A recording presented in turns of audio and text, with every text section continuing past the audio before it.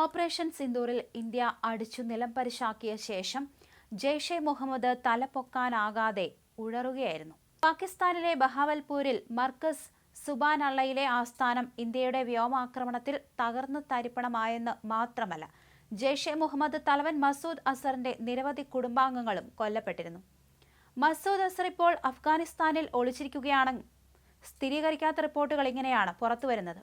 എന്തായാലും തിരിച്ചടികൾ ഏറ്റതിനെ തുടർന്ന് തന്ത്രങ്ങൾ പുനരാവിഷ്കരിച്ച് വീണ്ടും സജീവമാകാനാണ് ഭീകര സംഘടനയുടെ നീക്കം.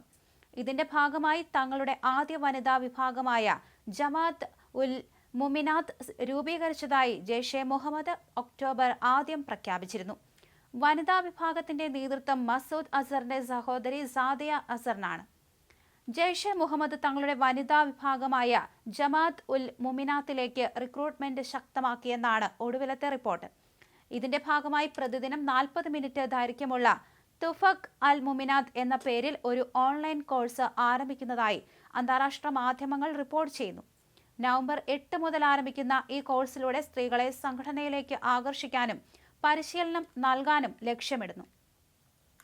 ഈ ഓൺലൈൻ ക്ലാസുകൾ നയിക്കുന്നത് ജെയ്ഷെ മുഹമ്മദ് തലവൻ മസൂദ് അസറിന്റെ സഹോദരിമാരായ സാദിയ അസർ, സമീറ അസർ എന്നിവരാണ്.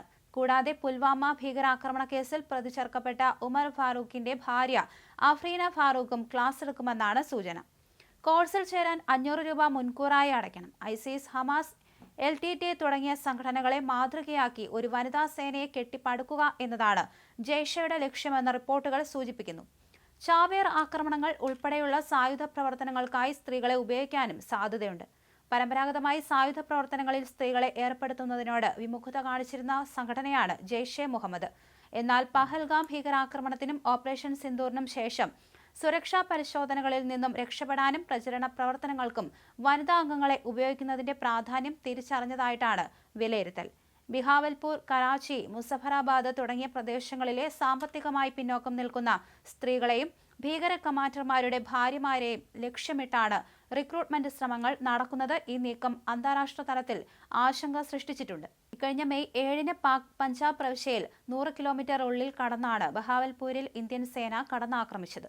ഈ ആക്രമണത്തിൽ സാദിയ അസറിന്റെ ഭർത്താവ് കൊല്ലപ്പെട്ടിരുന്നു. ഭീകര സംഘടനയുടെ ഉയർത്തെഴുന്നേൽപ്പ് ലക്ഷ്യമിട്ടാണ് മൗലാന മസൂദ് അസറിന്റെ പേരിൽ പുറത്തിറക്കിയ കത്തിൽ വനിതാ വിഭാഗം രൂപീകരിച്ച വിവരം പരസ്യമാക്കിയത്.